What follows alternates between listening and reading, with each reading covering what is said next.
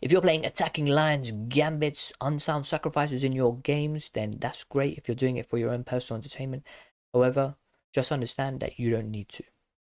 In this video, I'm going to show you two of my recent positions where I am adopting a philosophy of not attacking, practicing restraint, and understanding that at this level, outside of the elite level, the probability of either side making a mistake is significant. And so we can just carefully watch our opponent, keep our pieces active, and wait for them to throw away the game. And so here, my opponent with the white pieces is rated 1737. Okay, not an elite player, but at the same time, you can't accuse them of being a beginner. And in this position, they go ahead and, I play here queen c7, they go ahead and castle. And now I have an option. Okay, I could play bishop takes c3, b takes c3, queen takes c3, which the engine agrees with. However, the engine also says that you don't really have an advantage.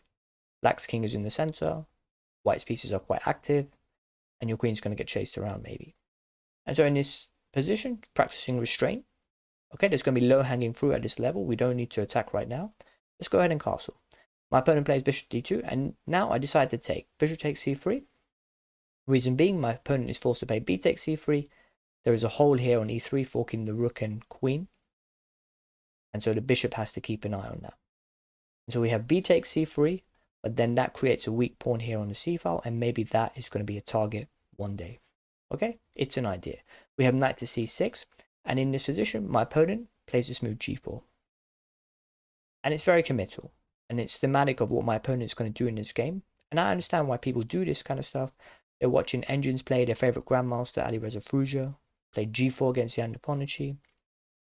And people are like, God, this is the way we play now. You just understand that this is a move that you don't need at this level. You're not playing Jan Nepomniachtchi. You're playing me. Okay, I'm going to throw it a game. And so let's have a look at another position that I played recently, just to illustrate how bad it can be at times. Got the black pieces here, and I just go ahead and castle. Never castle into it. And not only am I castling into it here, but I just thrown away the game. And so you do your tactics pulse the whole time. I'll give you a few seconds to work out the winning sequence here. How do you win this game? Give you a few seconds. Well done if you worked it out. Of course, the winning move here is f6. Wins the game. Because there is a mate threat here on g7, and if you decide to take this pawn, then you have rook takes f6, and you can't take. You can't take because the pawn is pinned. Okay, and so this is what you get at this level. I mean, Jan Nepomniachtchi is not going to castle in this position, right? And so in this position, going back to the original one, you got to ask yourself, do you need to play g4? Maybe the sensible thing to do is to play bishop to d3, threaten to double black's pawns, also put the bishop on an active diagonal, stare at the h7 square, maybe knight g5 is going to be a threat. That's the sensible move. Might be the top engine move. But okay, my opponent goes with g4, knight e7, h4. You can see what my opponent is doing, grabbing space. They're not really pawn pushers because they developed in castle, but they're just trying to push up the board and crush me here. We have knight to d5, f5, knight a5, c4. And okay, I understand what my opponent wants to do here. They're gambiting a pawn, so to speak. They're thinking that after knight to c4, or knight takes c4, they're going to play rook c1. There's going to be a double attack on the knight. The knight can't move because the queen is in x-ray, but it doesn't work. It doesn't work. I decide to take. After rook to c1, we have b5. And you see my opponent doesn't have a b or a d pawn to try and win this knight. And so I have time to move after a4 to move the queen out of the way. And my opponent cannot take. They cannot take. Because after spending so much time in this game, making all these pawn moves, they've left holes, for example, this e3 hole. And what they're not paying attention to is that two knights stare at that e3 hole. They decide to take. And so we have knight to e3, forking the rook and queen. But in this position, okay, they can get rid of one of them. Bishop takes e3, but we have knight takes e3, returning there with the other knight. And of course, my opponent has to go down the exchange. Queen moves out of the way. We grab the rook. Okay, it's not the end of the world, you'd say. It's just an exchange. However, the irony of this position is that I'm going to try and trade down. And it looks like white's pawns are now in the way, acting as a hindrance to white's attack. There's no real time in this game for white to push these pawns up the board and try and crush the black king. There's no real time for that. And so I go for the exchanges. My opponent obliges. They shouldn't really. And in this position, Their knight makes this shuffle here, maybe going to d6, trying to fork the bishop and rook, but there's no time. We have rook a1 check, the king shuffles up, queen h1, they left so many holes behind here, the queen and bishop work together, and we can just fast forward a bunch of moves. The king goes for a big walk, so we're hunting it down, and whenever you're doing that in chess, you're obviously losing. And in this position, I find a clean way to win, which is to play rook to c3.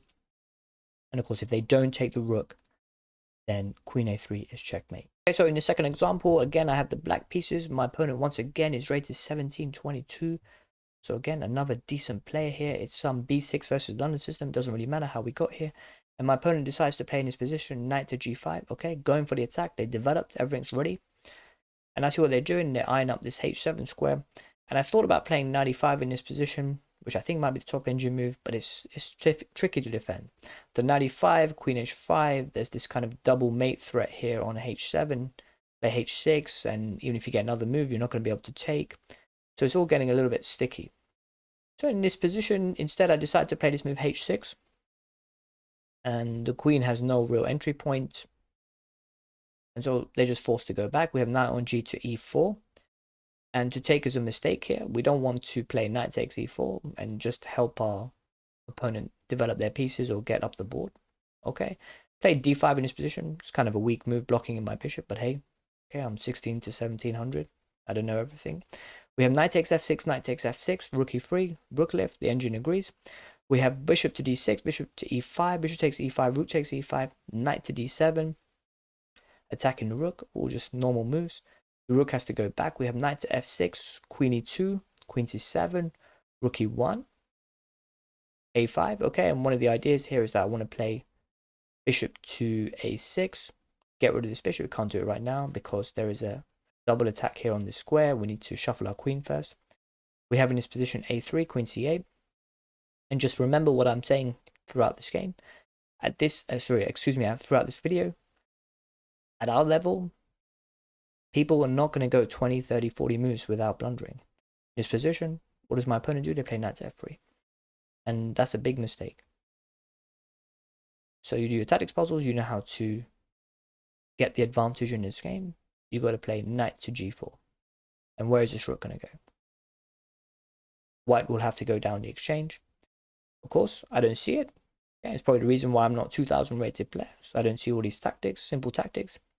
And in this position, I play bishop to a6. We have knight to e5. Bishop takes d3. Rook takes d3. Knight to d7. And I think my opponent's position is good. It's good. Just practice restraint. I'm having a look at here some of the engine evaluations. Okay, it's about equal. But I think if you kind of eyeball it, it's a nice position to have. And here, my opponent just plays this spectacular sacrifice. Knight takes f7. Again, similar to the guy before, just ask yourself, do you need to do stuff like this? We have rook takes f7, queen takes e6, and in this position, my opponent has pinched 2 pawns for the knight. They can't pinch a third pawn because we can have knight f6 in this position. Also going for a queen exchange. My opponent obliges for some reason. We have queen takes e6, rook takes e6. And in this position, they're hoping to grab this pawn. And I really want to play in this position rook to e8. Because after rook to e8, they can't take because rook e1 is checkmate. However, the variation that I'm worried about after rook to e8 is rook takes f6, removing the defender of that rook. And then you're forced to take this rook on e6. And then you have rook takes e6, and it looks like you just blundered a knight. However, rook e8 is a very good move. Rook e8, rook takes f6. And white is lost because of rook to e7. And in this position, obviously, if the rook moves out the way, you are going to deliver checkmate here. And if you take here, then there's no time to save this rook because this is checkmate here on e1. And so rook e8 was a resource in this position, okay, but a difficult sequence for me to see. And so in the end, I decided to just play this move rook to b8, okay, just defend the pawn, normal chess. Rook e3, king f8, simple moves, guys, simple moves. Just have 2 defenders of this square, get ready to move a rook in maybe, try to just trade down here. We have f3, and now rook to e8 is very natural. This rook cannot take because the rook here is hanging, the f pawn is moved. And so we have king to f2, rook to e7, takes. My opponent decides to simplify, and okay, this position is far from trivial at our level. Okay, at top level, they'll convert easily, but it's not easy here. And so we just fast forward some moves. I played it reasonably well, made sure that there was no counterplay. And after this move here, a4, my opponent is basically left to just shuffle their king about. There are no more pawn moves available. And so we shuffle the back king across to the left-hand side of the board, make sure that my opponent cannot grab this pawn here on g5. And of course, the knight is then free to go and gobble up some pawns, and we can make a queen. And my opponent quickly resigns. But again, this opponent is different to the previous one. They're not pushing pawns up the board, trying to grab tons and tons of space. But if we go back into this position, where they had a pretty decent position, and you've got to ask yourself, did they need to play this move, knight takes f7? Was it necessary? And this is what I'm talking about in this video. Practice restraint, don't attack, remember the graph. Nobody's going to last 20, 30, 40 moves without blundering. Somewhere, someone's going to drop a tactic. Thank you very much for your time.